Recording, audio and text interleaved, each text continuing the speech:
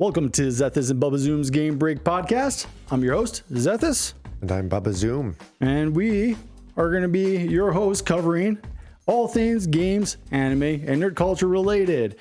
And so, with that being said, what else do we all cover, my dude? Like old games, gaming through generations, things like that. Yeah, just what you said, nerd stuff. I don't know, Dragon Ball, Final Fantasy, Pokemon, Mech Warrior. So we also come from an age where gaming really was in its golden age, and we actually had the privilege of having that being part of our childhood. Sadly, it wasn't nearly as prevalent because as you get older and you get into the workforce and whatnot, gaming kind of becomes more of a side hobby than it does become more of the forefront of everything that you do, especially with Bubbazoom here also being a father as well. I am not, but his parenthood actually is very, very relevant to what it is that we talk about as far as gaming, our gaming experiences, and him passing along those experiences to his offspring. Yeah, like the Final Fantasy VII Rebirth remake. Yeah, stuff like that, just stuff you get to share. Exactly. So as far as cadence go, we're recording these episodes weekly in Bubbazoom's lovely apartment. Hey, don't get me wrong, I like what you do, just the company kind of sucks, but the building it is what it is. That elevator. The elevator. But anyways, but honestly, I wish I could show you his apartment. His apartment's actually really dope. Eventually. But one day. He has like dope shit as well when it comes to actually like his collections of neat things. But this is sadly, the company is just not very good. Elevator story for another time. Anyways. So, and then as far as the platforms that we all cover, I'll be posting this as much as we can every week on YouTube, and also I'll be posting any updates, any kind of verbal communication also on Twitter. I would love to get more involved in Instagram, but I've been having a little bit of a fight with them because when I made the account for the podcast on Instagram, it got instantly suspended. I even got it appealed. And the person replied back saying, okay, it's all good, only for it to get suspended 12 hours later anyways, I would love to do Instagram, but for the time being, we're going to do YouTube, Twitter for communication, and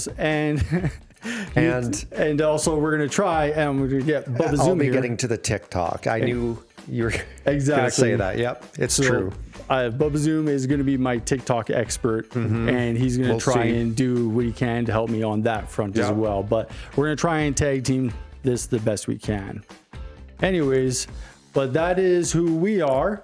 So if you want to contact us, you can get a hold of us at either at ZBGB Podcast on Twitter and YouTube, and we'll do our best to get back to each and every single comment in a timely manner. TikTok.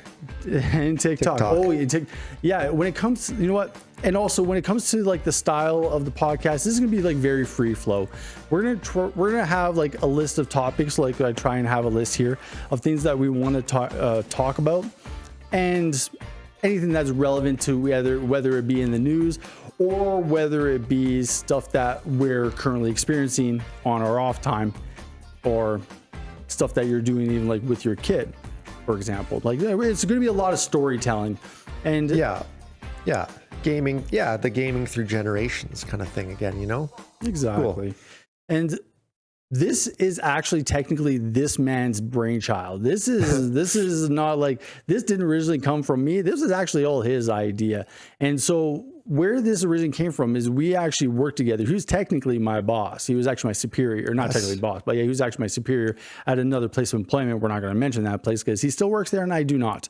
So anyways, so with that being said, that we've been hanging out and talking for just like, well, we first met as a result of work, and we've been hanging out for the better part of like 2 years. And that's kind of where this whole brainchild even started, is as a result of you just simply us just talking about what games that we're playing, what shows that we're watching, that kind of thing.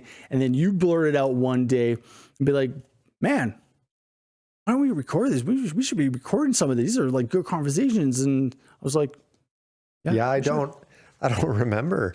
See, and that's I vaguely do, and I remember you bringing it up. But yeah, it's funny. this was his idea, but he forgets this was his idea. I'm just like, eventually over time and over the course of having multiple conversations since that initial interaction where he planted that seed in my head, where we'd have conversations and I'm like, damn, I wish we had that recorded because I like our conversations. We were being recorded. Exactly. So we have been like trying to essentially practicing this for the past like better part of a month, and also the past month prior to that, trying to get the whole setup and everything going. A little while. So with that being said, the setup is going to kind of look a little different on a week-to-week basis because we have to literally tear down and set it up every week.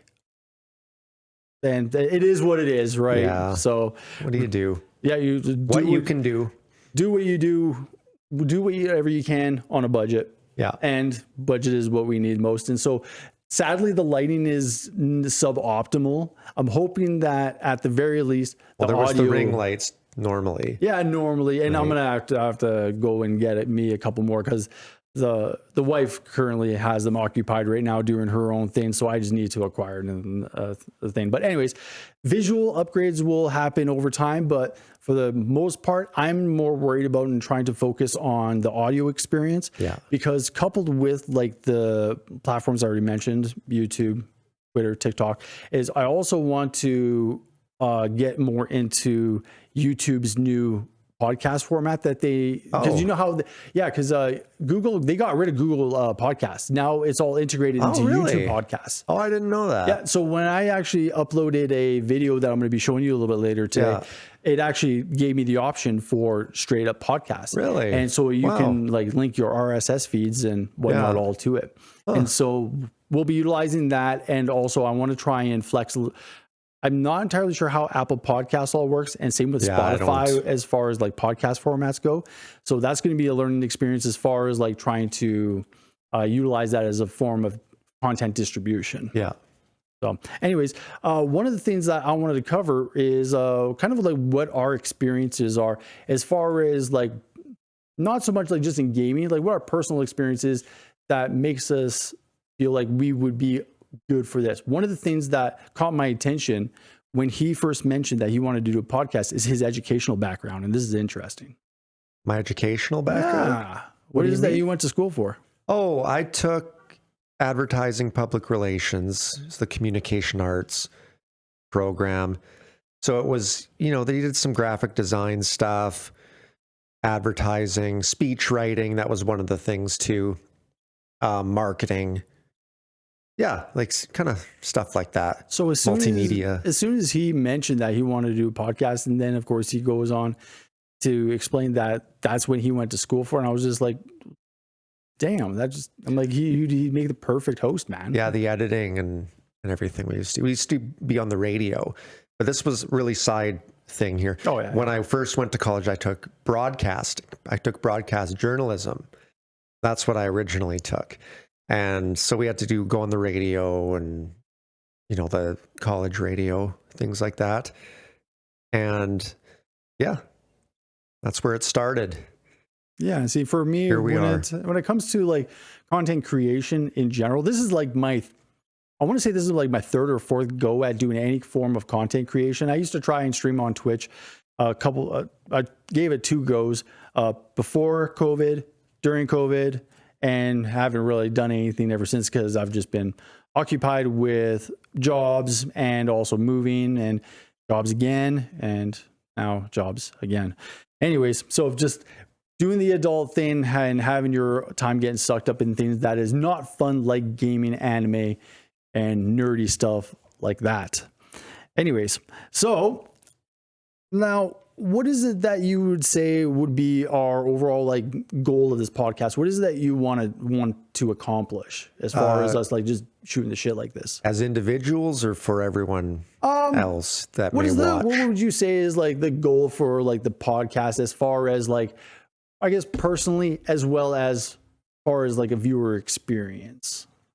Just to entertain, just to something nice to listen to when you're cooking, or I don't know, just to listen to.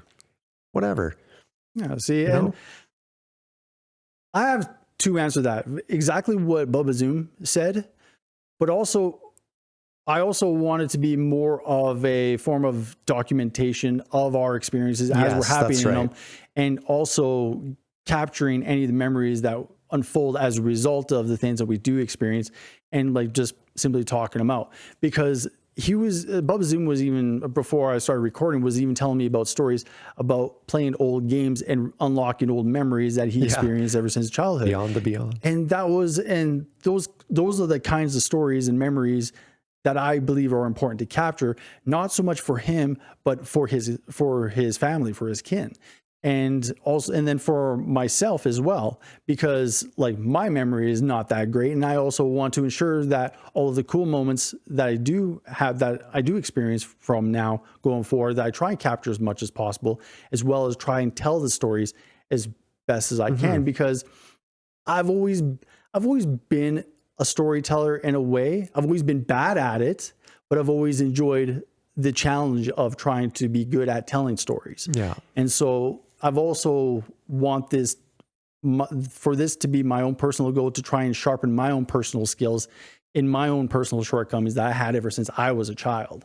So for example, I had a really, really bad speech impediment ever since I was like 4 or 5 years old, where my speed of talk would be ungodly fast. And it was like that until I was like 5 or 6 years old. I had to go to speech therapy for like a year and a half, 2 years to get it under wraps.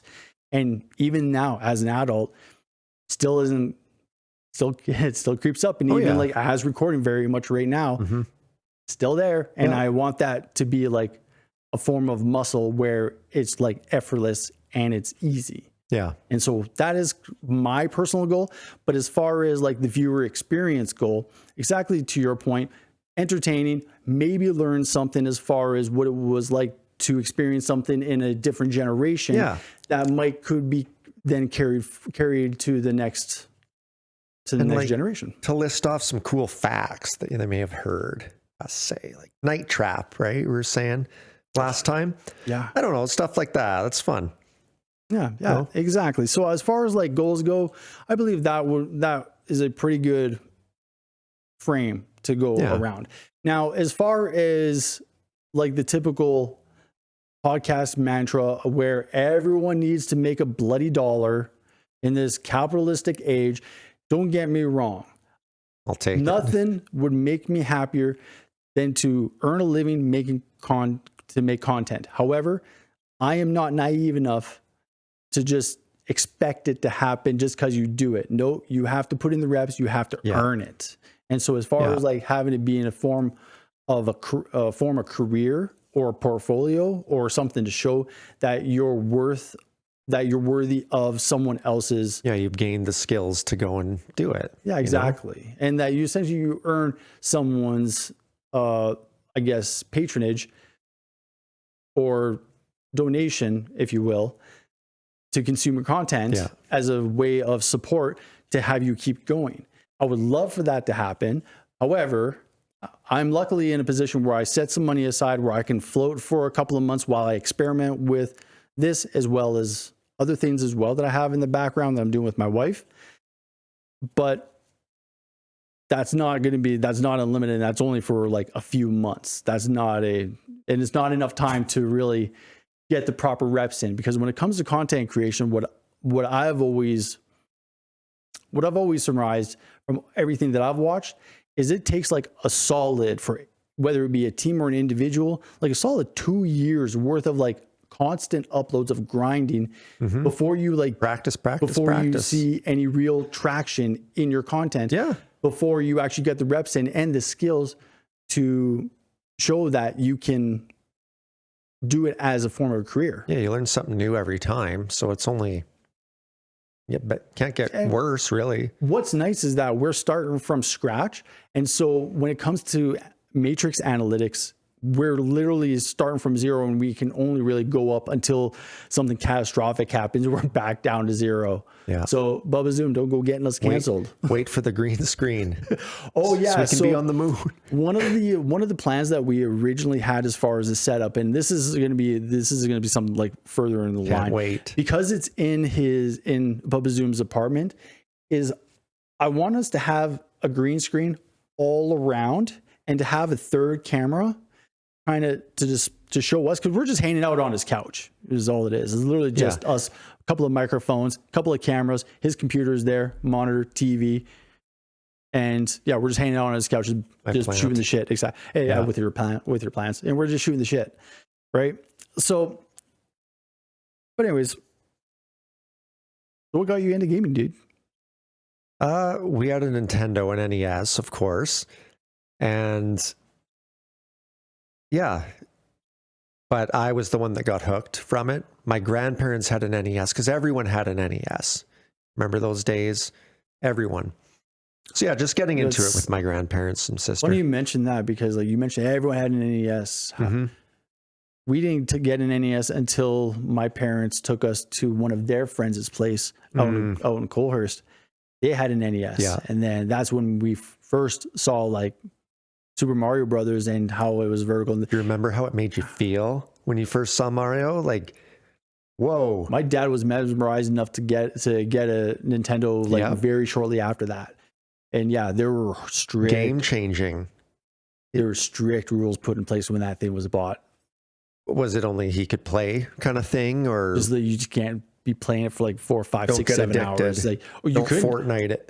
Yeah, it was just not possible. You were just not like, we were just not allowed to like be up on any kind of device for that long a time. Yeah, and also it was also at a time where you went outside to play. Yeah, had there been devices then, though, our parents would have used them for sure. Yeah, my dad ended up playing like the shit out of the Nintendo. But anyways, your grandma, you said that, like, did she play a lot?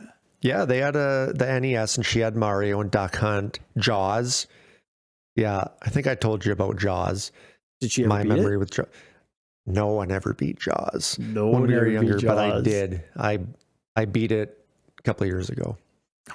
But yeah, my grandma, they quit at the NES though. Oh, that's too bad. Yeah, but they did have it. She loved Mario, right? Did they ever screw with the Atari or anything like that? No, not that I know of. No, they wouldn't have, because no one in the family. No. Oh, that is really too bad. The NES like, what brought them in. Yeah, your grandma would have been like prime demographic for the Atari. My grandma, who had an NES, it's weird to think her mother was born in the 1800s, but then boom to video games. Kind of funny. Yeah, one generation video games. Yeah, boom, just like that. Mario. My great grandma was alive when Mario was out. She was born in 1895.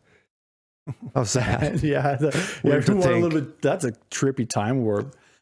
So then, carriages and stuff. So they had. How old were you when you're 5 years old? The NES. I think I would have been 3 when we had it. So I would have been 3 just messing around. So I started probably when I was 3. He's not going to like this. He's not going to like this, but I'm going to drop. I'm going to drop numbers and ages because my perception and his are different. I know. It's like, and obviously, like, it doesn't matter. Who cares? But anyways, give you an idea. He started gaming at around like 3 years old. So that means you've been gaming for 36 years now? Yeah, 36. 36 years. I'm in my 40th year of life.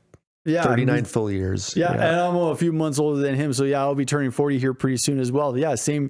Do you know what's crazy? Like 36. I didn't really touch a console until I was like closer to 4 or 5. I think you might be a year ahead of me on that, because I think I only got 35 years. You got 36. If my math is right too, in 1990, if you minus 36 years, it'd be 1954. That's the equivalent. Don't say that. And look at the so huge weird. leaps in I know, technologies. It's so crazy. It's nuts. Miracles, medicine, everything. But yeah, especially medicine. Yeah. God. But anyways, Yeah, so that's literally like 36 years for him, 35 years for me. That's 71 years worth Combined, of like combined gaming experiences, right? And so here's the thing. Again, back to the whole like we're adults. We spend more time working and hanging out with family than we do gaming. Gaming is like it's a special little treat, like getting a pop at the movie theater. God, I wish I could say that right now, but it's like been like the forefront of everything that I do right now, because like right now I'm currently unemployed because I got shit canned. But no, he did not. No, this man did not shake hand me. No, he did not. No. So I definitely did it to myself, but that's a story for another time though. Well, if you want it. What? Oh God. Okay. If you want it, if you would be interested in hearing the story about how I got shit canned from his place of employment that he still works at, and again, he did not shit can me, comment below, let me know, and then say yes, upvote, whatever. If you want to hear about how I got shit canned, and I'll even, if there's enough comments and if there's enough upvotes, I'll even drop what company it is. It's not hard to figure out. It's very much not hard to figure out. But so what else? That's how you got into it. And I'm assuming it's been like, has there ever been like a point in your life where it hasn't been like prevalent in any kind of way? Yeah, gaming, or just like nerd culture, but mostly gaming, because that's kind of what we're talking about. I think it's always been a constant. And I think, honestly, there was a point for sure I was addicted to games at one point too. But yeah, it's always been a constant, you know? It just changes. The genres change. How old would you say you were when you kind of realized you were addicted? Probably my 20s. Oh, shit. Okay. Like when yeah, like not to get real deep, but like I can trace that back. Oh, yeah. Another time. Again, there's been a couple of other stories that he's told me where we're like during our test recordings where I'm like, this dude really addicted to achievements, other things. I'm not going to spoil any of the ones. I'm not going to spoil the other one. Oh yeah. I'm not going to talk about the other one because like you have that one really good one. Oh, it's happened before, not for a long time. And yeah, and again, in this case, it was actually, I'll drop the name of the game, League of Legends. He used to play League of Legends a lot, and I want to hear more stories about those times. A decade of League. See, crazy, right? And it is. Like not quite a decade, but. And I had no idea. Like, and these are things that we were talking about, like retro games. Next thing you know, he's like, "Oh yeah, I dumped like 10 years into League." I'm like, I had a Rolodex of the champions that I made and had their abilities, their counters. And you could flip through the Rolodex. So crazy. I didn't finish it, but it was fun. Old school Rolodex and everything. Yeah, it was cool. I thought it was cool. I guess when we started with gaming, now let's talk anime. Now, this is a realm where I am very much not into at present, but I was deep in my teens.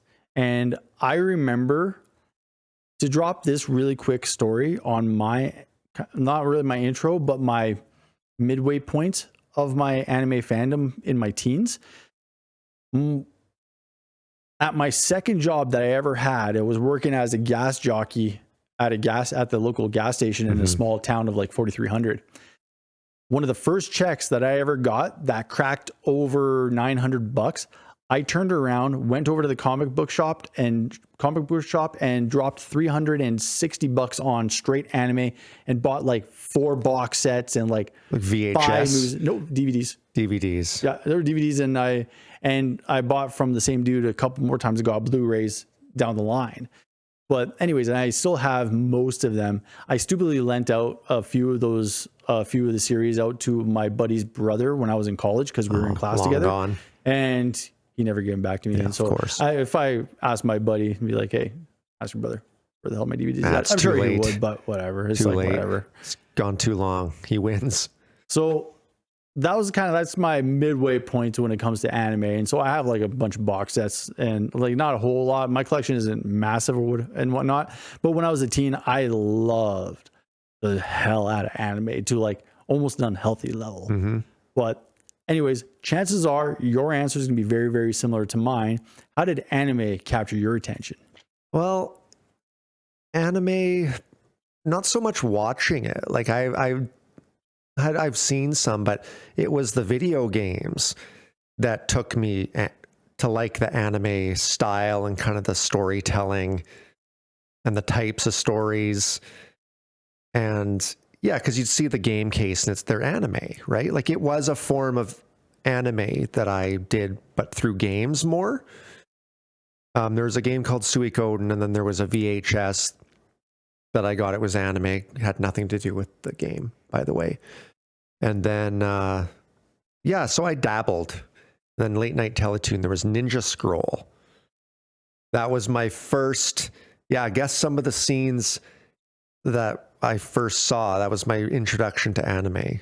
That's right. As far as like monetization and everything is concerned, one of the ideas that I did have was Patreon, but I would do it really simple. It would be like $1 a month, like no crazy perks except for like putting like name on like the end title of a video, every video, whatever. Mm-hmm. And exclusive content like one-off podcasts where we talk about like work stuff, the stuff that we wouldn't rip on in an open forum. Yeah. Is kind of the exact kind of deal, right? Maybe. But anyways, that's give enough. Again, just future ideas, just things that we're kind of brewing. Again, this is like literally episode 1, and we're literally just doing this on the fly, kind of shooting the shit. We have a general list. We've had some practice runs, so we're just kind of just getting through it. So anyways, we got some recent stories I want to drop. You had some recent stuff that you were doing. What were you recording recently? Which one in particular? There's I'm not sure. You were telling me that earlier today. JaJaMaru. So what the hell is that? It was this game. It's this Japanese game, and it was advertised to me. Again? If I'm saying it correctly, JaJaMaru. If you have a picture of that, please send it to me. I will. Because I need to know how that's spelled, because I need to like put this on the video. And it's this purple ninja guy. And very Polygon, very PS1, right? And so I go to the game store, and I'm really excited for this one. And Microplay was the video rental place. I go in there, hey, could I pre-order JaJaMaru? And the guy said, no, it doesn't exist. I was so embarrassed. And I was so embarrassed, and I thought, does it exist? You thought you were gaslit. I was gaslit. Yeah, but anyway, it's real, and I've played it recently. How has that been as far as re-experiencing it in essentially in a more mature lens? Well, yeah, and it exists now, though. I didn't play it back then. So it's... Oh, yeah, I guess not. Sure. Yeah. But, yeah, I got to tell you a little bit about it. A little bit. Please do. So it's your... You know the game Asteroids, obviously, you go back, right? Or Asteroids. And it's kind of like that, but behind the scene, behind the back view, third person view, and you're going forward. And you're going forward in the levels, and you can move left to right. So it's kind of like Asteroids because the enemies are coming at you, and you can move. Do you remember the special stages in Sonic 3? Or Sonic 2, where it's like kind of 3D. Yeah, definitely. It's kind of the game's kind of like that, very blocky, and you have a shuriken and you throw them, and the enemies change, and there's really bizarre. I shouldn't say bizarre for North America character enemy introductions to show you. You'll see one day, but yeah, it's fun. It's fine. PS1 games are hard to go back to. Some of them, unless you played them when they're new. Yeah, a lot of them. Okay, the 3D ones, Tomb Raider. Yeah, there are like some man. Here's the thing: is I don't want to over glamorize like retro stuff, because they are hard to go back to because of like the wild stuff that we have now. Here's the thing: is that even though like we're essentially technically in an older generation, which is kind of weird to say, I know, but like we're both born in '84. And I was 85. 84, you're 85. Yeah, that's right. You're for a few months. So, because I was in September. And anyway, so yeah, 84, 85. And so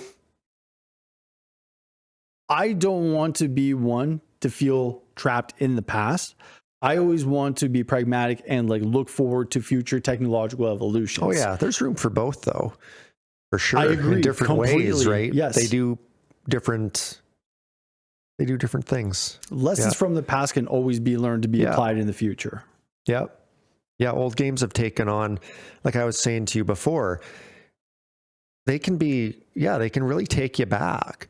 Look back at your childhood, therapeutic. Like that's what old games are becoming. If you play, it's really cool. You like, mentioned that before. How can you like delve a little bit deeper into that notion? Whereas like how it's therapeutic because it's thrown you back into like your childhood. That's just something a little bit better. Like speak more on that, because like I haven't really like experienced that in totality myself. Not to get, I guess, too far winded with it, but when my mom died, I never dealt with that kind of grief, you know, and now I am. This is getting real therapy, you know, but, and now I've been dealing with stuff with my mom and dealing with the grief, and I've gone back to old games, and I've been taken back to when I was the age I was when I played the game. And I remember I was home with my mom or whatever. And yeah, it's helped me unlock memories. Like just remember little images, flashes, you know. Ultimately, as long as they're pleasant, right? Oh, and they are. Yeah. Yeah. You don't want to be. Yeah, exactly. And so like play WoW. He's ripping on me. Yeah. May as well. Oh, but that's good. I think that's like, that's crazy healthy, because like, especially if like because your mother had like really like, she had a fairly decent influence as far as like your pushing you to pursue your interests to some degree. You know? Yes. Sometimes to a fault. Oh, really? You know, but like games were kind of my iPad. Oh, fair. In a way. Yeah. You know, and not that I had a bad mom or she, you know, nothing like that, but that's what she's working. That's what I did for fun. She let me do what I wanted to do, you know, but she's not a doctor. She didn't think, oh, maybe one day this will, you know, maybe cause an issue or two. But, you know, everyone has trauma. Yeah, that's true. But yeah, no, it gave me a lot though to have those memories. They're pleasant memories with the games. I just got addicted in my 20s. Who cares? Right? But yeah, there's pleasant. They're good memories. I agree. Yeah. Because I still have like, he has his old consoles. I still have my old consoles and stuff like that. And I still play them from time to time. And same deal. I was like, every now and then I'll just be remembered of like the fun times I had like with my siblings playing some of these games and whatnot. But as far as like going back and playing like some of the OG stuff, like I'm talking like NES, it's hard, and Atari unless stuff. You've played it before. It's a hard generation to go back to. In a way, though, it's easier than going to some of those PS1 3D games, because they're side scrollers. It's art, it's pixel art, more like the ugly polygons and everything. But yeah, some Silver Surfer for the NES, one of the worst games of all time. Jesus hell. Yeah. And Dr. Jekyll, Mr. Hyde, there's this one, the angry video game nerd that's his most hated game. They were hard. You had to like be Neo and read the code as you played. Like, I don't know how you had to memorize frames and everything. It was different. I couldn't imagine that. Like, even like, my wife and I, we've been like garage selling, thrifting around, like looking for stuff. And every now and then I'll come across like Atari 2600 stuff, whether it be like E.T. I was like, hey man, you joke, but that was a hard game. It was a piece of shit, but it was hard. But my Oma and Opa, they had like 2 copies of that game, but they also had two Ataris, because every Sunday we would gather. E.T. fun for the whole family. 2 consoles. I got here. Let me tell you like a little bit of my origin story as far as like where I came from as far as gaming goes. I first started essentially playing any form of video games. I would say right around the age of 4 or 5 years old. And that would have been through my Oma and Opa at the start, because they had an Atari 2600 with a boatload of games and people had cardboard controllers. Boxes full of games. Yeah, man. Like, and they were no exception. And luckily, this was at a time when you could easily get a 2600 no problem, because like this was at a time where they were considered old, but not relic old. Yeah. So they were just like old and they get kind of tossed out kind of deal. But anyways, my Oma and Opa ended up having 2 of them, because every Sunday after church, it would be our family. Our family is a family of 6. And my cousins, my aunt and uncle and cousins from upwards of 3 different families. So you'd have about 4 families crammed in this house Fighting over ET. with kids. Like, and let's see, to give you an idea, 3, 4, 5, there would probably be no less than 10 kids every Sunday. And most of them wanted to play a video game. Oh yeah. And so they had to have 2 systems and split it up. And man, do I got some stories about my cousins playing against each Fist other. fights, fisticuffs. Almost damn near, because like it was still a very strict Christian household.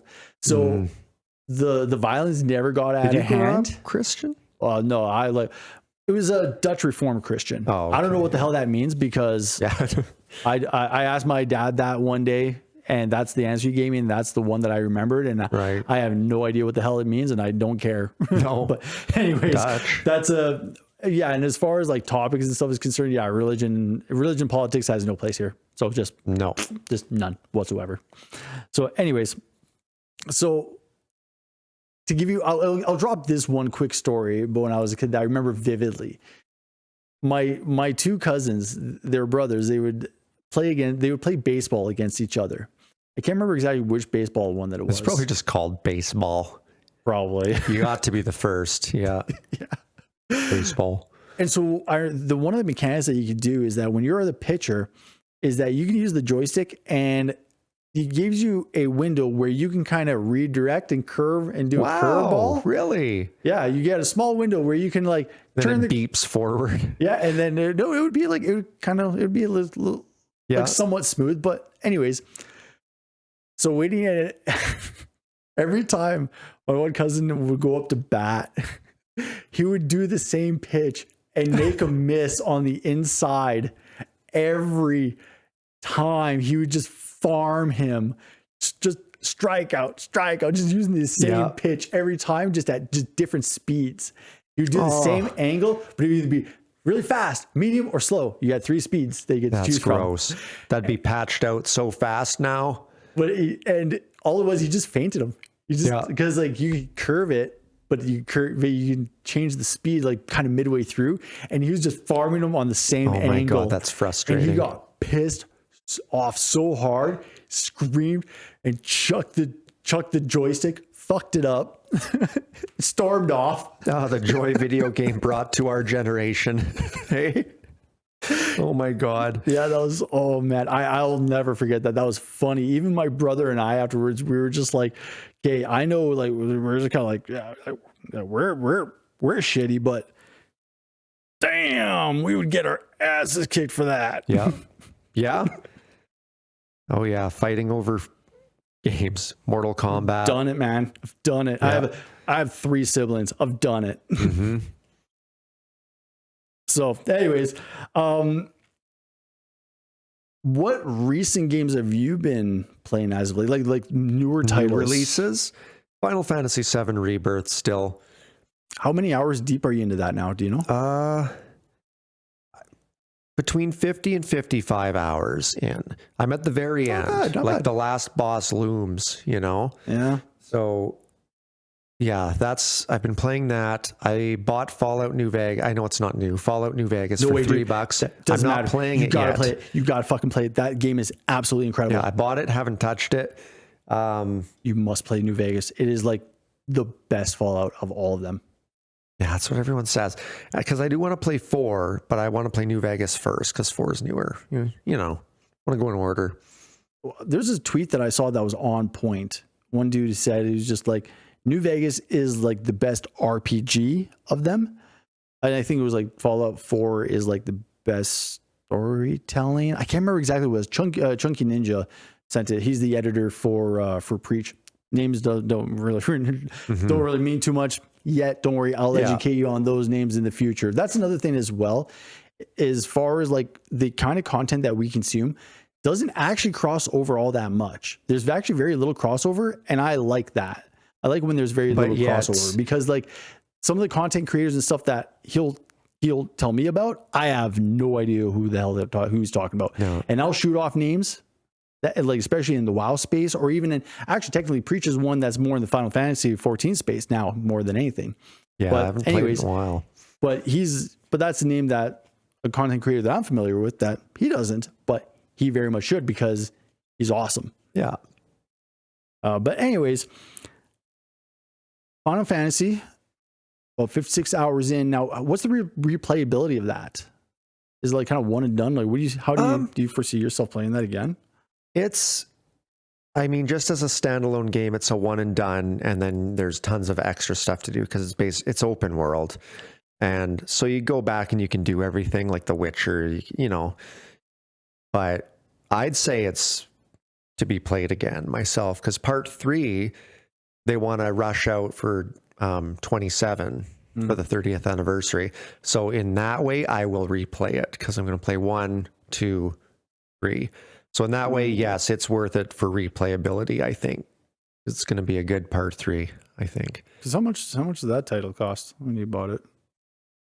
This is Canadian. By the way, we're in Canada, yes. So this is all Canadian bucks that we're talking. Awful. It was $89.99 Canadian dollars. Damn. Okay. Yeah, but I don't spend $90 on games often. No, that's pretty. It has to be special. That's pretty rare for me too. And actually, I got one that I'm going to lay on you too as well. But damn. So do you feel that you got your money's worth? So far, I don't know if I'll go for all the trophies, because I like getting all the platinum trophies. Game addiction, but I kind of gave up on that, so I might get the platinum when I go back for part 3. But yeah. Any other like newer games that you're playing other than Final Fantasy? That's what I was trying to think of. Or is that the only one that's been I think that's pretty much it. There's a few coming out that I want, but they're not like big. I don't play a lot of big AAA titles. AAA is like, as far, okay. Nothing against them. Well, here's the thing when it comes to AAA is that the misconception is like the whole term AAA, because the whole term AAA stems from the financial markets. Well, and they're always these, not always, a lot of the time they're these big open world, collectible-thon open worlds with NPCs that look bad. Like it's just very this generation, I feel, that we need to get out of. I hope it needs to evolve. Yeah. Anyway. The funny that you mentioned that, because as of Saturday, this past Saturday, I haven't told him this, by the way. So I think I know what it is. No, you haven't heard about this one yet. So this past Saturday, I bought a new game. Oh. And I have already sunk. This is since Saturday night, keep in mind. Saturday night. Okay. Saturday night. And I've already sunk in about 57 hours into it. That's possible. What? 10, 11 hours a fucking day. What game? Oh my God. Horizon Forbidden West. Oh, yes. My God. To kind of preface I did like Horizon. Dude. Zero Dawn. How many hours did you dunk into the first one? I got the platinum. Oh, yeah? Oh, shit. Oh, I liked it. Yeah, see, he got a platinum on it. I didn't bother going for all the... I'm not an achievement seeker. But it also released in like 2017. But I do want to play Forbidden West for 2018. Yeah, dude. It's like, the first one, I ended up putting about 250 hours into it. And I'm not an achievement seeker. I don't go for platinum and unlock everything. I don't care about any of that stuff, because I'm just like, I'm an experienced player. Yeah. Like straight up an experienced player. And do you know what, how did you approach Horizon the first time? What was your approach when you first played it? Like how I played it? How did you play it? How I usually play games is like that particular title, like Horizon.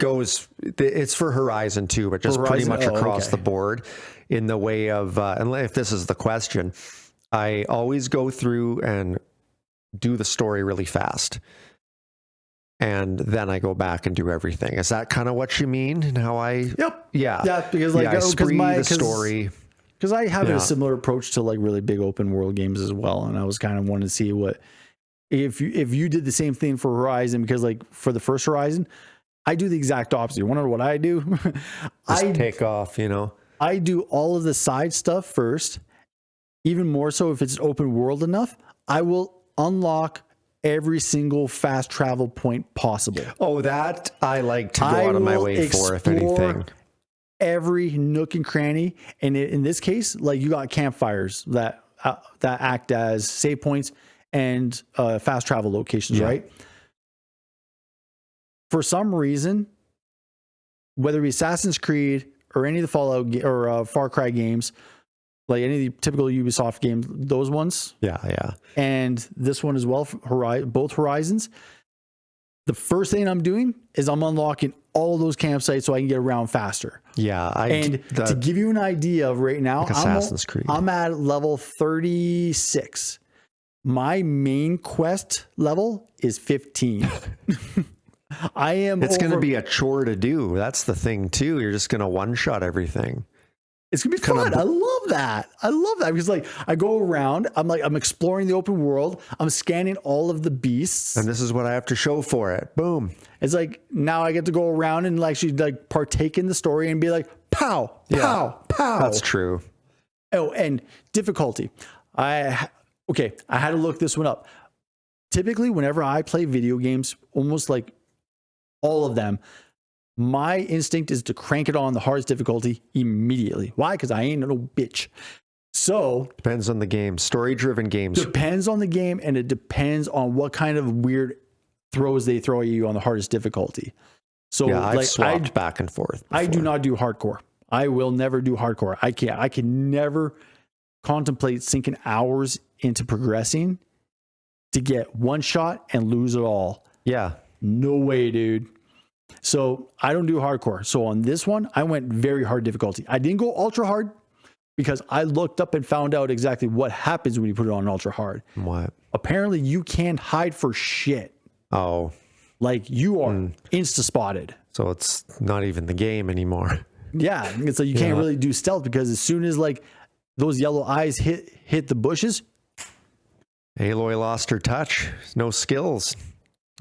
Cut that damn hair. Yeah. But dude, I won't spoil anything for the game because I want you to experience it because I didn't know you played the first one. Oh yeah. PS4. I put in so much time in that game. I loved it so much. It was so good. Yeah.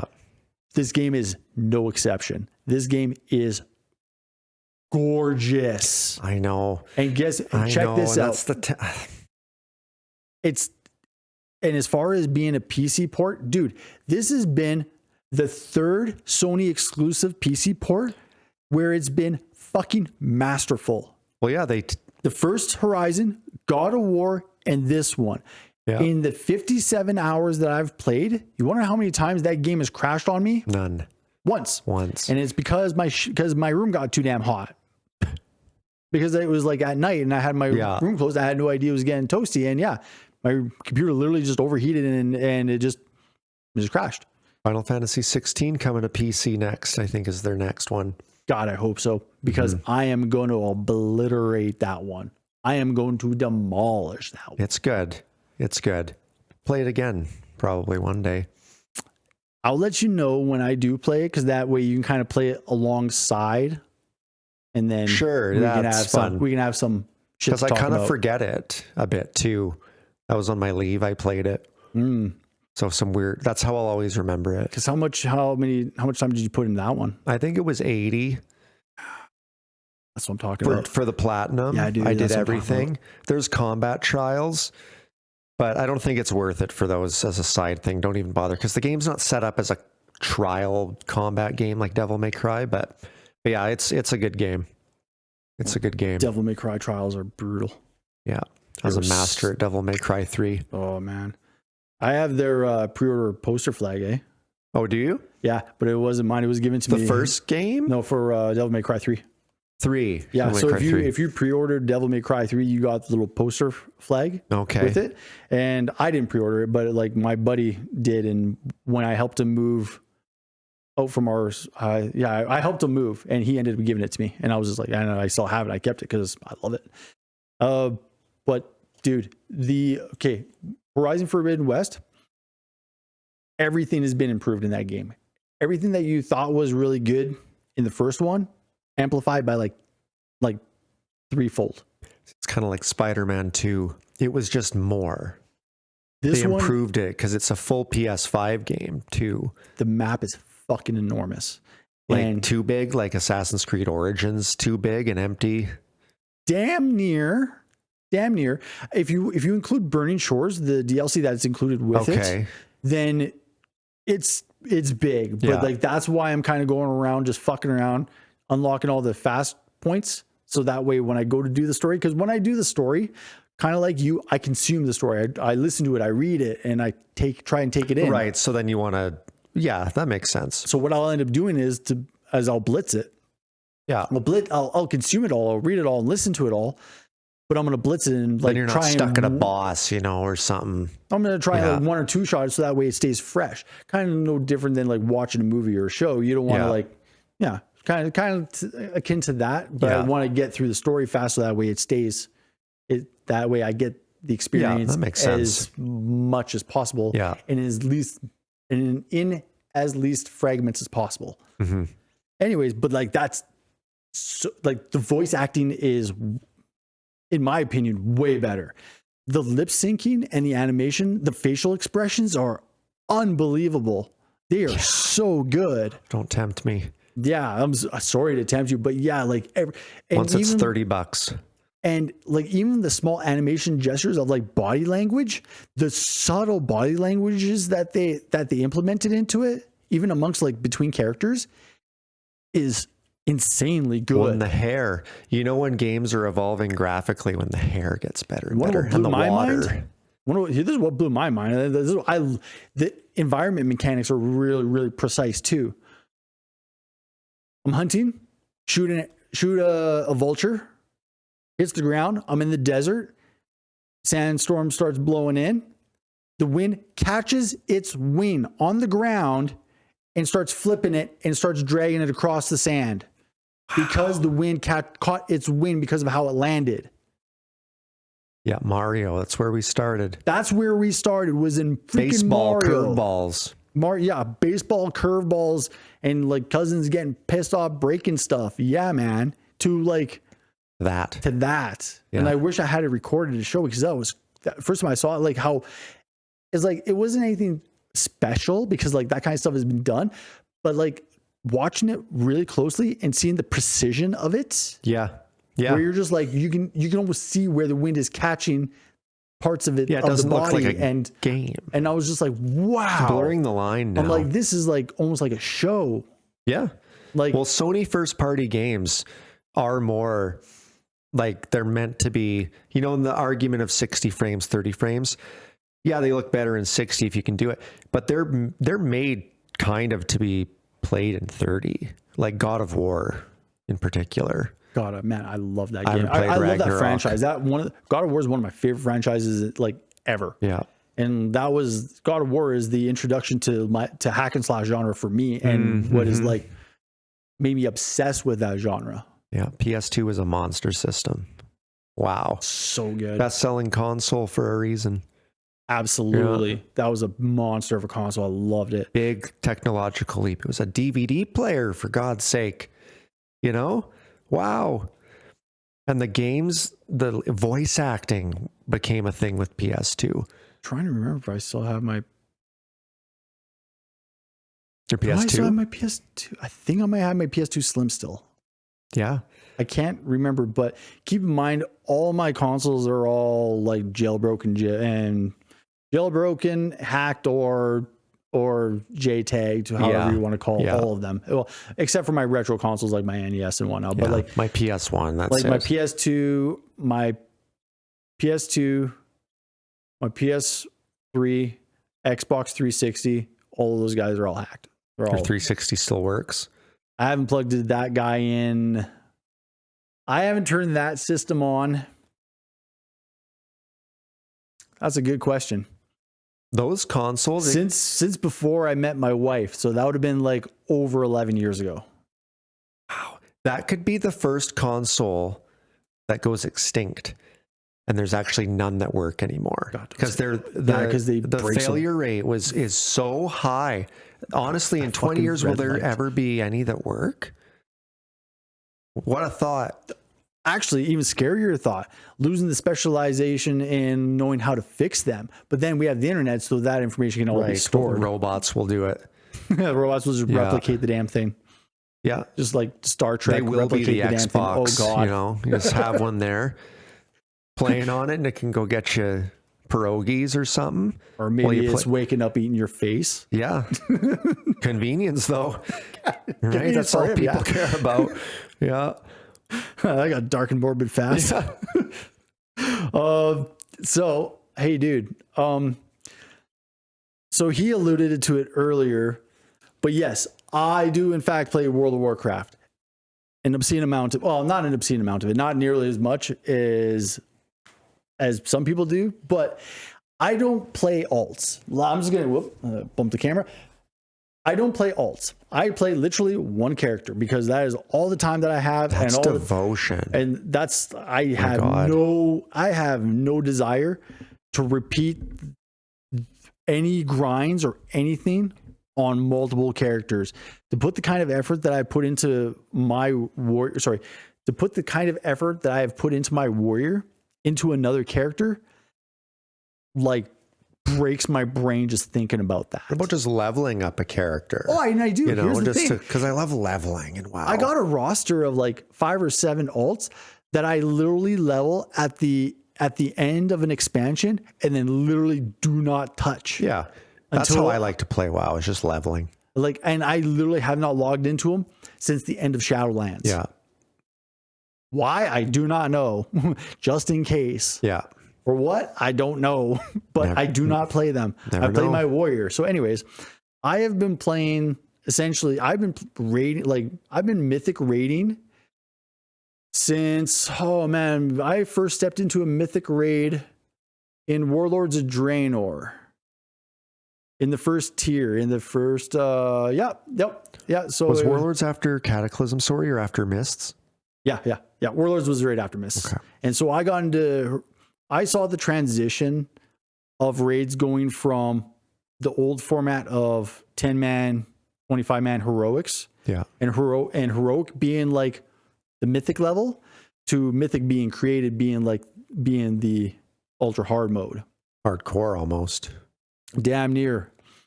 But anyways, the guild that I'm in, we've been chipping away at Cutting Edge for the past several months, and cursor's not working. There it goes. And I got some stuff I want to show Bubbazoom. And since I'm showing Bubbazoom, I'm going to show you guys as well. You want it lower than that. So this is our kill. And I'm just going to let the first minute or so play out because it's funny as hell. What class is he? Sorry. What's that? What class is he? Sorry. He's a priest. Yeah, okay. He's our priest. He is our, I think he's discipline. Fuck, that's a good question, dude. I do not know. I should know this. This is something I should really, really know. But anyways, so I'm going to play this first minute out because it's funny as hell. This is a blooper reel of that night. It was really good. But yeah, it was a stressful night for sure. And I'll go into more details of it. But yeah, here's the first minute or so. I'm going to quickly unmute this for you. Again, if this is an audio experience, apologize for it. It's going to be a little bit janky because you can't see what's going on. But the stuff that's said is really, really funny. Divine him in A. Go mid. I'll go mid, please. Wipe it. Oh, no, go. Mass Dispel in A. Oh, the bounce too, though. Fuck. Yeah. Swash. We'll deal with it. Car, you gotta get to the wall. Blazes. Thank you, Fuego. Fuck, dude! Fuego, you gotta not burn a seed. Come. Group soak. Get Corient when he's dead. He'd be dead right now. Breath coming, breath coming, breath coming. Orient, I'm gonna ask for you in 3 seconds. Pretty good. Heal Forf! Heal Forf! Pick it up, pick it up, pick it Someone up! needs to get his seed. Don't tornado it though. Heal me. Grab it right after trailing. Yeah. Someone pick this up! Don't blaze it. Alright. Survive, survive this, survive. Everything is personal. Oh my god. Healers! Where the fuck are you at, healers? Andre. That was Can't put that outside the start my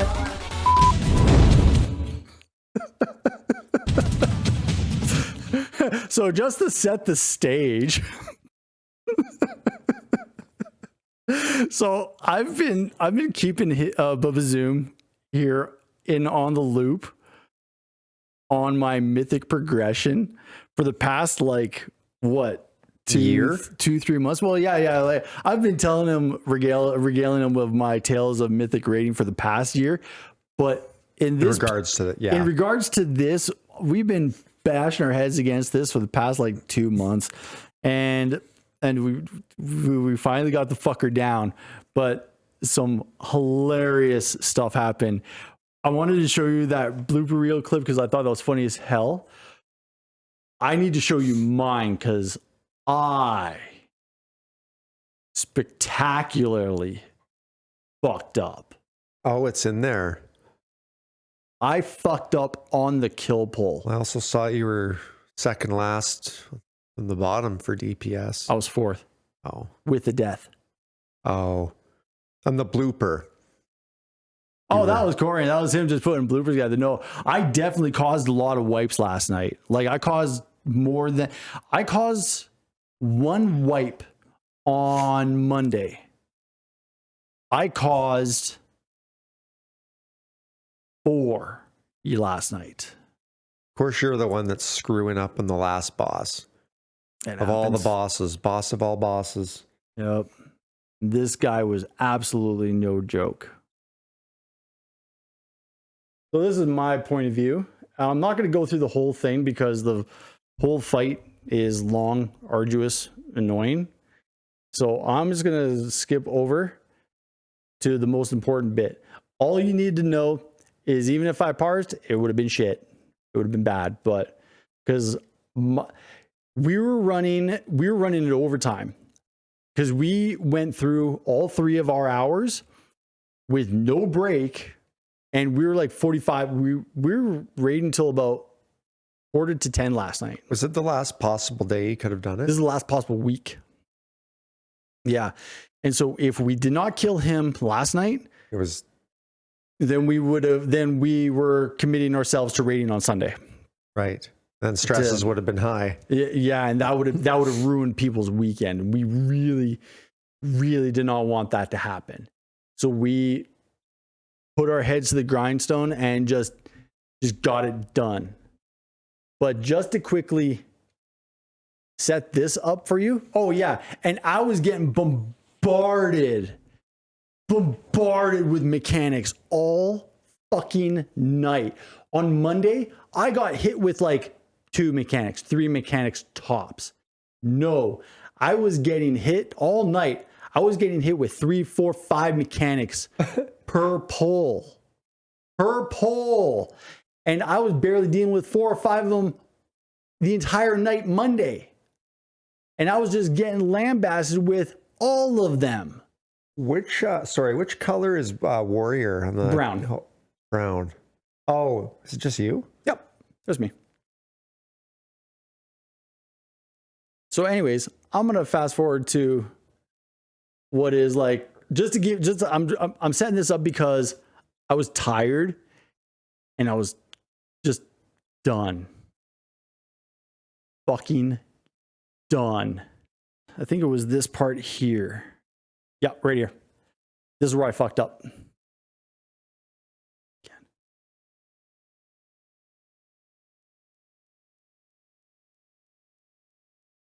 Yeah, this is where I fucked up. You won't believe what happened. You won't fucking believe this. So I get this mechanic which is tornadoes. All you have to do is just dunk it on the edge. That is all you have to fucking do. I have done this in 400 plus polls. I have never done this once. It had to happen. And it has happened to every single monk because they roll their asses.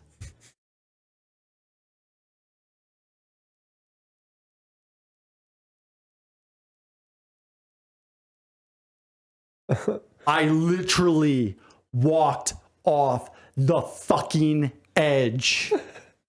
Let's watch that again. Were you dead when the boss died? No. Watch this. Watch. Good. Tornadoes. Leap.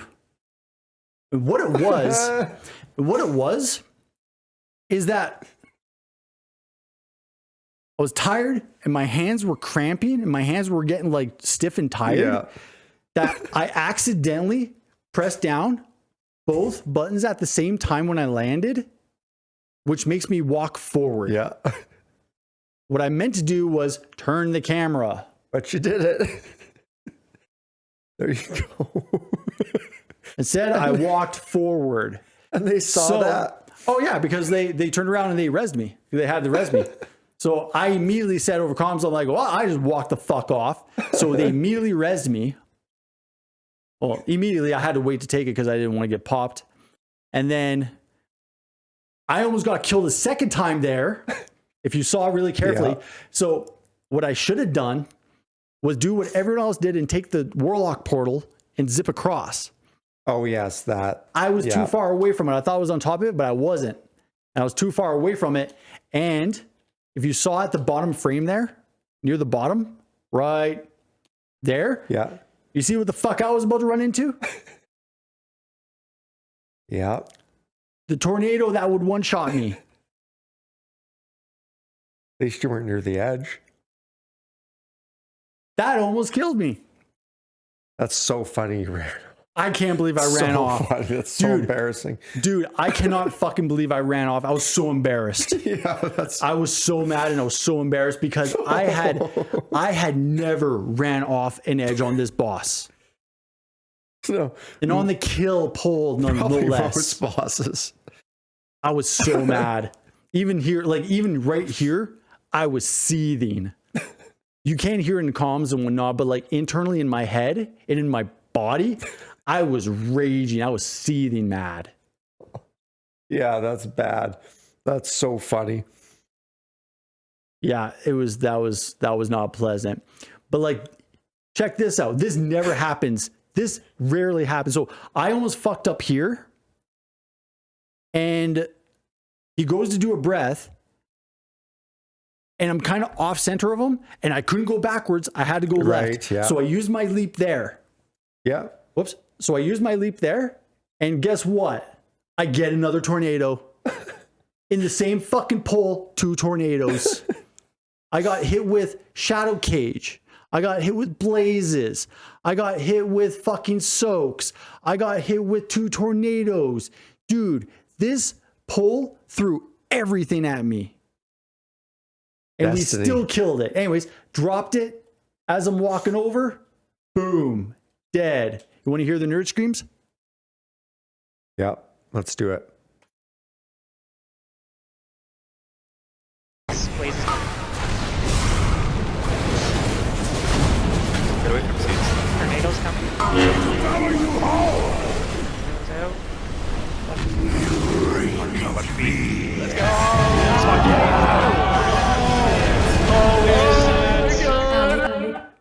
Can rest easy now. Want me to cherry top it for you? Keep watching. What has happened? And by the way, so many fucking pull guys. 20 alive? Are you kidding me?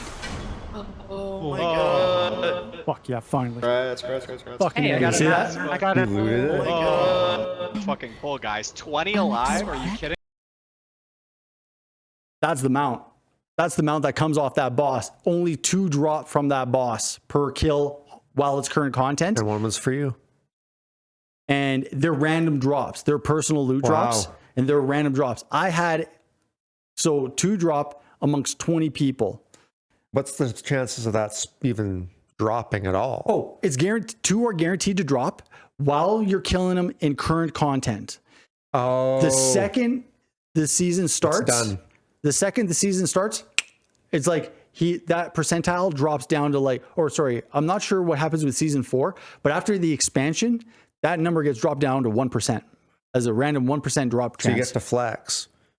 What's even crazier is this next is at the end. So listen to this. Fuck yeah, finally. I didn't even know. Hey, I got a Mount Natty there. Oh, you Listen to this. Watch I this. got a Listen Natty to this. Mount, yeah. And that's Forf. Oh, yeah. Cry. Holy shit, Zethus, you got a Mount too? I literally dreamed last night. I didn't want to say it. What? Oh fuck. I dreamed you got them out last night. No It shit. was literally what my dream was, and then you like made me play a game, and then you were gonna give it to me. It was the weirdest fucking dream. I Oh didn't my realize god. I got the And then mounts. you were going to give it to me. Sorry, I need to Wink, calm wink. down for a second. That's weird. Very serendipitous, eh? Yeah. Yeah, it was cool. Apparently, yeah, he had a dream that I had gotten the drop mount or gotten the Wow. mount drop, and apparently so. Yeah, and yeah, but anyways, Wow. here's what's crazier about that. So I'm just gonna quickly fast forward to the end of the video because it actually has very relevant information I want to share. Or does it? Yeah, there it is.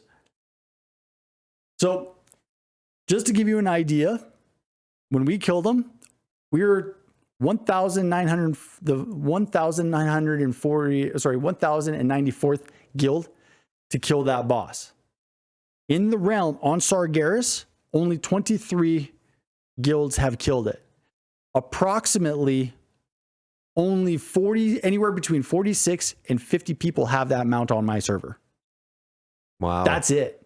And like, of course, there's chances are like that's people may have can buy the sure, run and stuff like that, but like it's a hard fight to carry through for sure.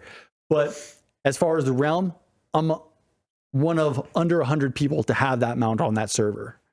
Wow. And so one of who was it? I think it was the other paladin, Girthy. He actually offered to buy it off me. And he was actually willing to drop like 7 digits to do so. He was willing to give me like 2 million gold to do it. Wow. And I'm just like, and I was just like, I was like, let me think about it for a second. And you're on the clock when you get those kind of drops to trade. So I had to think about it. And I'm just like, because here's the thing, I'm not a collector of any kind. I'm not a mount collector. And the only transmogs that I ever really collect are the ones that I think would look cool. Yeah. And I just try and make something cool. Like that's it. I don't try and do like the Altaholics or all the things where I try and get everything. I don't do any of that. Yeah. And I just get the things that I think are cool and that's it. And I thought about it. And then I looked up the model of it again, one more time. And I'm just like, but he is so pretty. He's so cool. The buyer's remorse though. But then I thought about this. This is kind of what sealed it for me. And I'm like, how many people are actually going to be able to say that they can flex that mount until they can be farmable? Like 23 in like, well, not 20. That's how many guilds.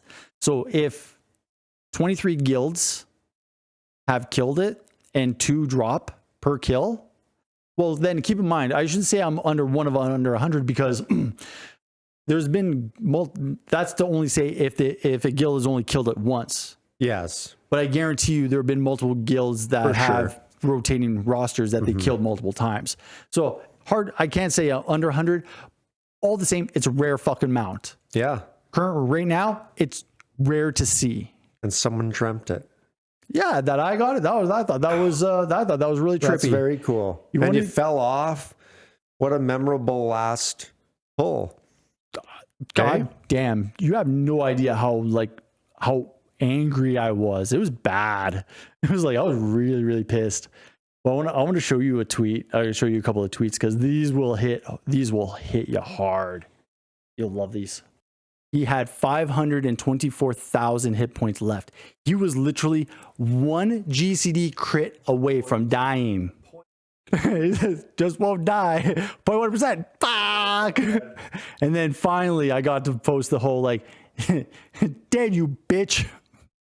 I'm gonna have like this be part of like my thumbnail that I have on my video on YouTube for this guy. That's gonna be my thumbnail for it, because I'm gonna cook something up with all of these. But yeah, that's the mount. That's a fire owl. Yeah, and that's a little mini version of it. But yeah, that's the mount that only 2 drop per kill. Yeah, so he's super badass. So that's the reason why I chose to keep him, because he's just cool and he's rare. Yeah. But yeah, anyways, that's been my adventure, and now progression done. And now when season 4 starts, they're going into next week. Yeah. They're going into what is called as faded raids. Essentially what we're doing is we're going back and we're playing all 3 of those raids that we've been doing for the past 2 years, and they're doing it on a cycle. So it'll be, the first raid will be the Vault of the Incarnates, the first one. The second one is Aberrus, and the third one is the Mirjasil, and it'll go in that rotation. So we're only going to be seeing one of those raids every month. One of them every 2. Yeah. But we're not going to do it on Myth. We're probably going to like do the easy bosses on Mythic. Like we'll turn around and we'll clear Heroic, no problem. Like Heroic is an absolute cakewalk for us. Like that's no problem. Yeah. But like we're going to cherry pick our Mythic kills for sure. We're not, dude. In Vault of the Incarnates, one boss that absolutely triggered the hell out of me as melee, Dathia. I hate that bitch so much. She's a stationary boss in a circular room. She stays in place, and she's a fucking tornado. She has one ability where she sucks you in, and if you get within, even if you're max melee range, if you actually take 2 steps forward too much, and you go into her little vortex, you get shot up into the air, and you just take huge fall damage. And yeah, dude, it is so annoying. For warriors, it's like, it's easy because you get shot up, you just use charge and you just charge back down and you take no damage. But you lose uptime, huge. And it's like, and I hate that boss so much. Knockups in gaming in general are the worst as well, as a side note. Any knockups? Dude, I was in, actually, you know what's funny? Is that Bubbazoom mentioned one of these things about, or complained about games doing input reading. More, it was when like we were talking about games and stuff. Yeah, Mortal Kombat. When we were talking about fighting games, he would talk about like input reads and stuff like that from the computer, and it's like whether it's tinfoil hat theory or not or whatever is relevant. That's true. You want to know what? Play Horizon Forbidden West and crank that difficulty up. Yeah, I bet. You want to talk about input read, man? Oh, that game has caught me. That's hardcore. You gotta be Neo again, dude. That game is a different game. That game has caught me when it shouldn't have, and there's been where I would be baiting, like straight up. Like I know how to bait in video games. Mm-hmm. Like obviously, Mythic Raid, you have to know how to bait. Yeah, and so I apply like those same logics into every other game when it comes to baiting stuff. And so what I'll do. And you notice this when you're facing humans, is that they have perfect aim, no matter what. Yeah. And I figured it was all because of the joystick. You know what I found?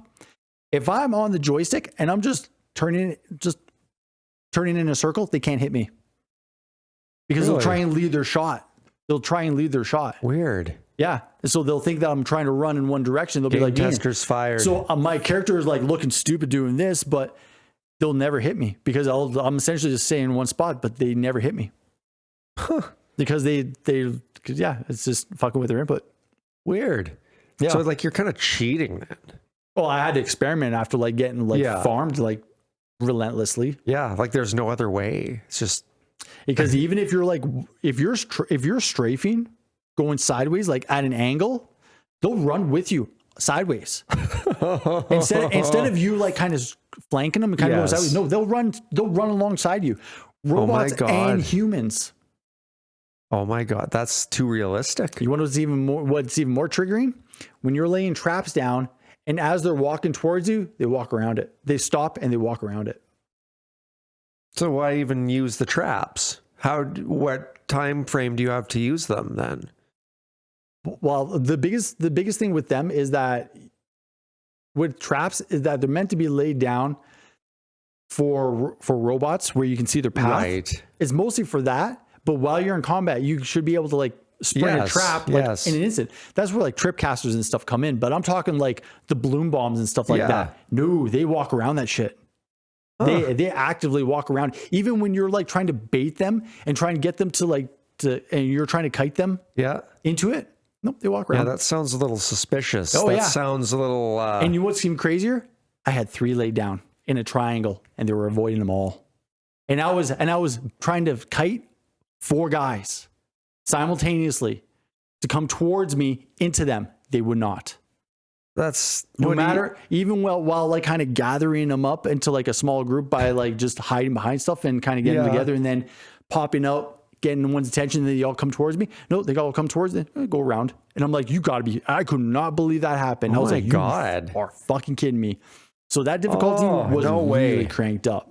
Yeah, no way, no thanks. It was definitely one of those instances today where I wish I was recording because that was stupid. Yeah. Oh man, no. Something for you to look forward to. So I wouldn't play on the hardest. Yeah, I was gonna say, I'm like, that sounds like it's something that it's coming out of the hard difficulty of it, and not out of like its natural state. No. Yeah, I'll play it on. I don't even know what the fuck that even means. I'll play it on easy if I'm stuck. I usually just do normal, turn it to easy if I'm stuck, then switch it back. Yeah, just don't want to wrestle with it, you know. But yeah, something for you to look forward to. But yeah, I can't wait for you to play that game. It's gonna be so good. I've played the VR one briefly at the demo. Oh shit, really? It was pretty cool. See, and that's another pretty cool. And that's another overlap that we really don't have is like you own the VR stuff, you experience it. I have yet to even touch a VR stuff. Yeah, a VR technology. And like it's getting deeper into the like you look at the MetaQuest 3. The fact that you haven't tried it yet, it's going to be a huge. That's going to be really technological leap for you. It's like having a flip phone and going to an iPhone 5. You know. And the only reason why that I haven't is because I honestly think that's one of those experiences I want to record. Like I want to actually record my first reaction to VR. Yeah. And because I think it'll be like just exactly what you said. It'll be so trippy. And I'm so pragmatic when it comes to technology and embracing technological evolution that I know that I'm not afraid of it or adverse to it or anything like that. I'm excited for it, but I just don't want to experience it without like having a reaction behind it because it'll be trippy. It'll be cool. Well, and depending on the game. Oh god, it won't be Resident Evil or any of that junk. Hell no. Beat Saber, there's Gran Turismo. Gran Turismo would probably be the more likely candidate I'll end up doing. Yeah. Oh, No Man's Sky. Oh, that would be dope. Flying in a spaceship and you have to do this and you leave the atmosphere. It's wild. You've never done any VR. No, it's wild. Yeah, I would love to do that. That would be cool. Yeah, but anyways, that's my tales that I have. So yeah, Mythic Raid complete. On to the next season. And I don't know where my future lies with that game, really, because like I have the War Within. I just don't know. I don't know where my goals lie because this was my 5th cutting edge. And in terms of gratification, it's not up there. Well, what if you hadn't got the mount either? Oh, I wouldn't have cared if I got the mount or not. Less memorable, you know. I didn't even realize I got the mount. Like I full blown like didn't even realize I got it. I just didn't care. I was just glad that the nightmare was over. Yeah. Because like that was 423 polls. 423. That was stupid. We only just started getting to phase 3 last week. Phase 3 is fairly easy. You get about like once we got about like 30 to 40 reps in on phase 3, we knew it was a wrap. Yeah. We knew it was just a matter of time. It was just getting to that point again. Oh, actually, you know how I was going off? I'm going to tell you this last part there, and this last part here, and then we'll try and wrap up because I don't want to run the clock too much harder. Interesting thing was revealed as a result of this raid at the very beginning. Our main tank, he switched. He went from his paladin onto his death knight. And within like the first 2-3 pulls, we're wiping to the orb soak mechanic, the one that we had packed down. And you want to know why? Add-on wasn't fucking assigning a roll properly. God. You want to know what was triggering it? You won't fucking believe this, and it made perfect sense as soon as it was revealed. One of the guys had our tank on ignore, and so you Really? Ooh, so spicy. So you couldn't see, and because of how the add-on and how it works with chat, because it works with like your chat thing. Yeah. With ignore, it means that you can't see the person's chat at all. So what was happening? It was fucking with the weak aura assignments as to who was getting what orb, and one of the orbs wasn't getting assigned because it wasn't registering who was getting what.